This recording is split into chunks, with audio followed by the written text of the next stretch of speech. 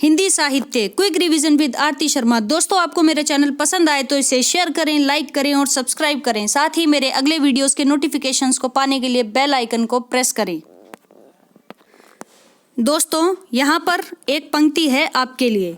मेहनत इतनी खामोशी से करो, मेहनत इतनी खामोशी से करो कि कामयाबी शोर मचा दे। तो दोस्तों, आप अपनी मेहनत लगातार करते रहिए, लगातार करते रहिए। एक दिन ऐसा आएगा कि आपकी सफलता अपने आप जवाब देगी। ठीक है, तो चलते हैं अपने प्रश्नों पर।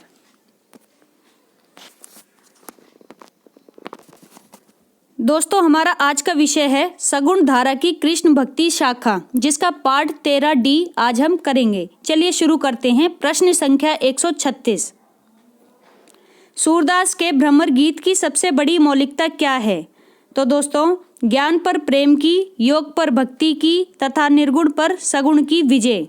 ज्ञान पर प्रेम की, योग पर भक्ति की, निर्गुण पर सगुण की विजय सूरदास के भ्रमर गीत की सबसे बड़ी मौलिकता है। प्रश्न संख्या 137। तुलसीदास की किस रचना में भ्रमर गीत का निर्वाह हुआ है? तो दोस्तों, तुलसीदास की कृष्ण गीतावली, तुलसीदास की कृष्ण गीतावली में भ्रमर गीत का निर्वाह हुआ है। प्रश्न संख्या 138, ध्यान से देखिए। अयोध्या सिंह उपाध्याय हरिऔध के किस ग्रंथ में भ्रमर गीत परंपरा का निर्वाह हुआ है? तो दोस्तों, प्रिय प्रवास में, प्रिय प्रवास में भ्रमर गीत परंपरा का निर्वाह हुआ है। और ये किसकी रचना है? अयोध्या सिंह उपाध्याय हरिऔध की रचना है। प्रश्न संख्या 139। सूरदास के बाद भ्रमर गीत काव्य परंपरा में सर्वाधिक ख्याति किस कवि को मिली? तो दोस्तों, नंददास को। सूरदास के बाद नंददास को भ्रमर गीत काव्य परंपरा में सबसे ज्यादा ख्याति मिली। प्रश्न संख्या 140। आधुनिक काल की भ्रमर गीत परंपरा में क्या परिवर्तन आए? तो दोस्तों, राधा कृष्ण और गोपियों का जन सेवक के रूप में प्रस्तुत किया जाना। ठीक है, यानी कि राधा कृष्ण और गोपियों का जन सेवक के रूप में प्रस्तुत किए जाना ही आधुनिक काल की भ्रमर गीत परंपरा का सबसे बड़ा परिवर्तन था। ठीक है। प्रश्न संख्या 141। आधुनिक काल की भ्रमर गीत परंपरा में कौन अग्रणी है? तो दोस्तों, जगन्नाथ दास रत्नाकर या फिर भारतेंदु हरिश्चंद्र। दोस्तों, मुझे ये प्रश्न दो जगह मिला और दोनों अलग अलग नाम थे। ठीक है, एक जगह जगन्नाथ दास रत्नाकर है, दूसरी जगह भारतेंदु हरिश्चंद्र हैं। तो दोस्तों, आप इस प्रश्न को अपनी किताबों में देखेंगे और मुझे कमेंट बॉक्स में इसका सही उत्तर बताएंगे कि इन दोनों में से सबसे ज़्यादा सही कौन है। ठीक है, चलते हैं अगले प्रश्न पर। प्रश्न संख्या 142। आधुनिक कालीन काव्य की वह दिव्य कृति कौन सी है जो भ्रमर गीत परंपरा के विकास को पूर्णतः समृद्धि प्रदान करती है? तो दोस्तों, जगन्नाथ दास रत्नाकर कृत उद्धव शतक। जगन्नाथ दास रत्नाकर कृत उद्धव शतक आधुनिक कालीन काव्य की वह दिव्य कृति है जो भ्रमर गीत परंपरा के विकास को पूर्णतः समृद्धि प्रदान करती है।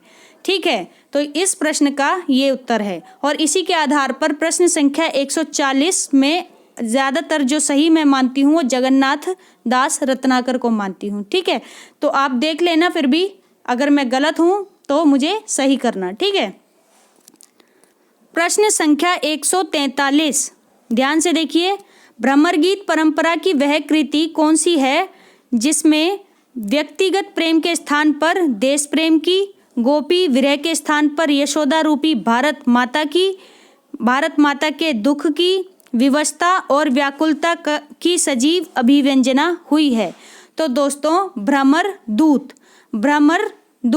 भ्रमर गीत परंपरा की वह कृति है जिसमें व्यक्तिगत प्रेम के स्थान पर देश प्रेम की, गोपी विरह के स्थान पर यशोदा रूपी माता के दुख की और विवशता और व्याकुलता की सजीव अभिव्यंजना हुई है। ठीक है, भ्रमर दूत में। प्रश्न संख्या 144। भ्रमर गीत परंपरा में भंवर गीत के रचनाकार कौन है? तो दोस्तों, नंददास। ठीक है, नंददास की रचना है भंवर गीत।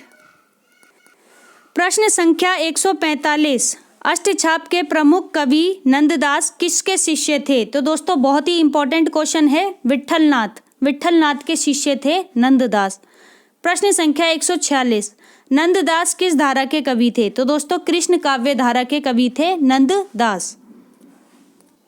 प्रश्न संख्या 147, ध्यान से देखिए, अष्टछाप के कवियों में सर्वाधिक काव्य शास्त्रीय कवि कौन थे? तो दोस्तों नंददास अष्टछाप के कवियों में सर्वाधिक काव्य शास्त्रीय कवि थे। प्रश्न संख्या 148, नंददास के यश का आधार कौन सी रचना है? तो दोस्तों रास पंचाध्यायी नंददास के यश का आधार है। ठीक है। प्रश्न संख्या 149, कवि नंददास को श्रेष्ठ स्थान किस काव्य से मिला? तो दोस्तों कवि नंददास को श्रेष्ठ स्थान हिंदी ब्रज भाषा काव्य में रास पंचाध्यायी और भंवर गीत से मिला। ठीक है, हिंदी ब्रज भाषा काव्य में रास पंचाध्यायी और भंवर गीत से मिला।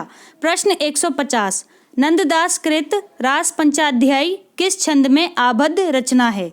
तो दोस्तों रोला छंद में आबद्ध रचना है रास पंचाध्यायी, जो कि नंददास की रचना है। याद रखिए, इंपॉर्टेंट है। तो दोस्तों प्रश्न संख्या 150 का सही उत्तर है रोला छंद में रास पंचाध्यायी है। ठीक है। प्रश्न संख्या 151, नंददास कृत रास पंचाध्यायी में किसका वर्णन है? तो दोस्तों श्री कृष्ण की रासलीला का वर्णन है रास पंचाध्यायी में, श्री कृष्ण की रासलीला का वर्णन। प्रश्न संख्या 152, नंददास कृत रास पंचाध्यायी में श्री कृष्ण की रासलीला का वर्णन किस पदावली में किया गया है? तो दोस्तों कोमल संगीतात्मक पदावली में नंददास की कृत रास पंचाध्यायी में श्री कृष्ण की रासलीला का वर्णन किया गया है। ठीक है, यानी कि नंददास कृत रास पंचाध्यायी में श्री कृष्ण की रासलीला का वर्णन कोमल संगीतात्मक पदावली में किया गया है, ये कहना चाह रहे हैं। ठीक है। अगला प्रश्न है 153, नंददास कृत सिद्धांत पंचाध्यायी किसका परिचायक ग्रंथ है? तो दोस्तों भक्ति सिद्धांत का परिचायक ग्रंथ है सिद्धांत पंचाध्यायी। अगला प्रश्न 154, नंददास की किस कृति को हिंदी का गीत गोविंद कहा जाता है? रास पंचाध्यायी को। तो दोस्तों मोस्ट इंपॉर्टेंट क्वेश्चन है, रास पंचाध्यायी को हिंदी का गीत गोविंद कहा जाता है। ध्यान रखिए, हिंदी का गीत गोविंद। ठीक है। प्रश्न संख्या 155, ध्यान से देखिए, नंददास कृत रस मंजरी किससे संबंधित ग्रंथ है? तो दोस्तों नायिका भेद से संबंधित ग्रंथ है रस मंजरी, और किसका है? नंददास का ग्रंथ है। प्रश्न संख्या 156, सूरदास के बाद नंददास को किस दृष्टि से महत्वपूर्ण माना जाता है? तो दोस्तों सूरदास के बाद नंददास को अष्टछाप में काव्य सौष्ठव और भाषा की प्रांजलता की दृष्टि से महत्वपूर्ण माना जाता है। अष्टछाप में काव्य सौष्ठव और भाषा की प्रांजलता की दृष्टि से महत्वपूर्ण माना जाता है सूरदास के बाद नंददास को। ठीक है। प्रश्न संख्या 157, ध्यान से देखिए, अष्टछापीय कवियों में सूर के बाद वात्सल्य का सर्वश्रेष्ठ चित्रण करने वाले कवि कौन हैं? तो दोस्तों परमानंद दास सूर के बाद वात्सल्य का सर्वश्रेष्ठ चित्रण करने वाले कवि हैं। ठीक है। प्रश्न संख्या 158, अष्टछाप के कवियों में सर्वाधिक काव्य शास्त्रीय कवि कौन है? दोस्तों रिपीटेड क्वेश्चन है, अभी हमने पढ़ा था नंददास, तो नंददास अष्टछाप के कवियों में सर्वाधिक काव्य शास्त्रीय कवि हैं। Most important question. प्रश्न संख्या 159, नंददास के किस ग्रंथ की वजह से उन्हें जड़िया कवि की उपाधि मिली? तो दोस्तों रास पंचाध्यायी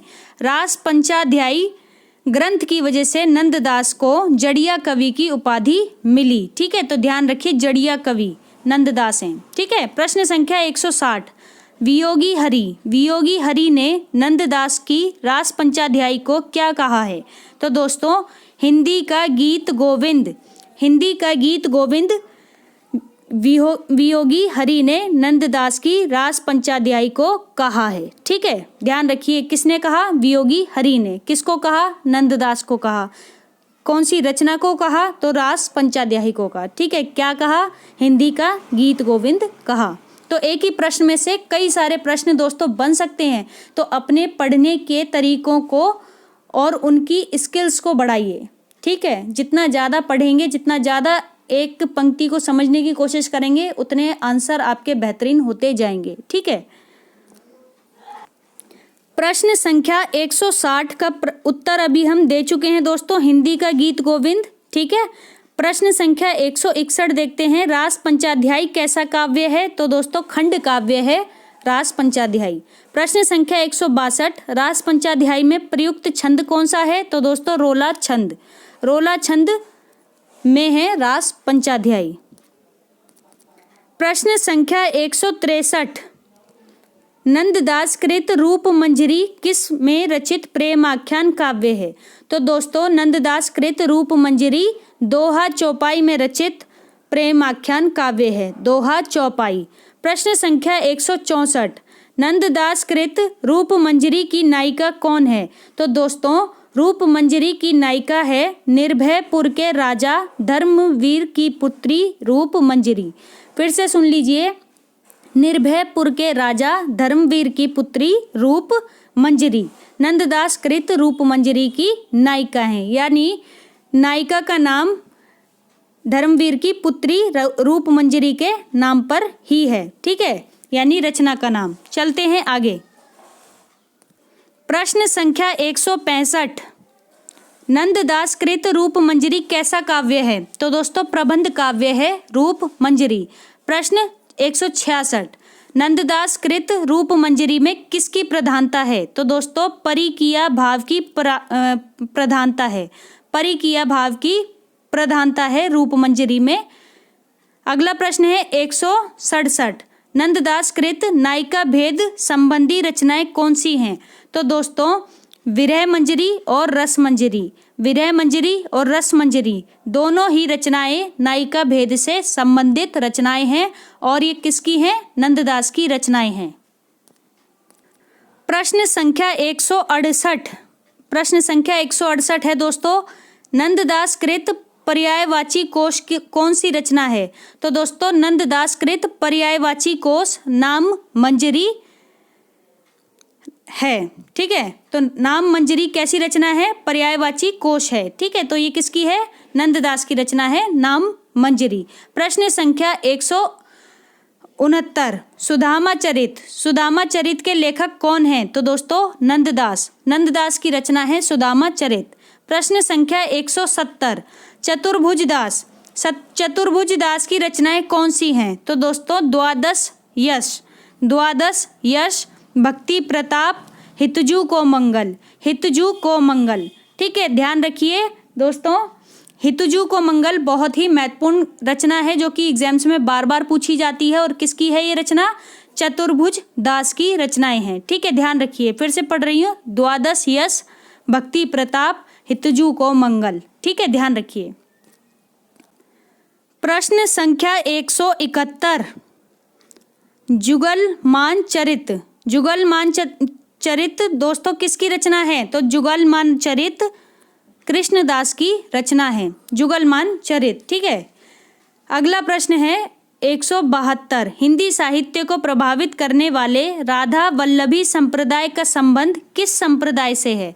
तो दोस्तों राधा वल्लभी संप्रदाय का संबंध सनक आदि संप्रदाय से है। ठीक है, अगला प्रश्न है 173, कृष्ण के साथ राधा की महानता किस संप्रदाय की विशेषता है? तो दोस्तों सनक आदि संप्रदाय की विशेषता है कृष्ण के साथ राधा की महानता।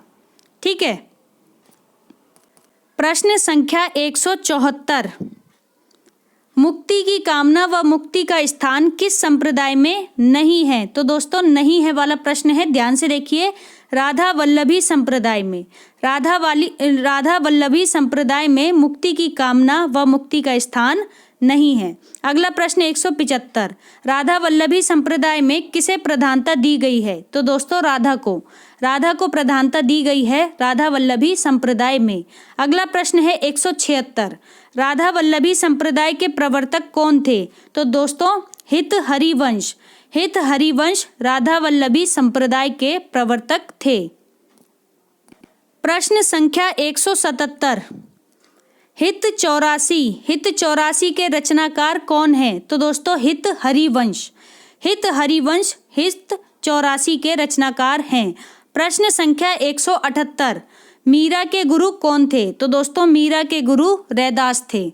प्रश्न संख्या 179, तो दोस्तों मीरा के काव्य की प्रमुख विशेषता क्या है? भाव एवं भाषा की अकृत्रिमता। आया हुआ प्रश्न है। भाव एवं भाषा की अकृत्रिमता मीरा के काव्य की प्रमुख विशेषता है। प्रश्न संख्या 180 और इस स्लाइड का अंतिम प्रश्न, ध्यान से देखिए दोस्तों। तो प्रश्न संख्या 180 है, मीरा के काव्य पर किस काव्य का प्रभाव है? तो दोस्तों मीरा के काव्य पर सगुण और निर्गुण काव्य का प्रभाव है। सगुण का भी है और निर्गुण काव्य का भी प्रभाव है मीरा के काव्य में। तो इस तरह से हमारा पाठ 13D यही समाप्त होता है। Thanks for watching. तो दोस्तों आपको मेरे वीडियोस पसंद आ रहे हैं तो इन्हें लाइक करें, शेयर करें और मेरे चैनल को सब्सक्राइब करें। साथ ही साथ मेरे नेक्स्ट वीडियोस के नोटिफिकेशंस को पाने के लिए बेल आइकन को प्रेस करें। धन्यवाद दोस्तों।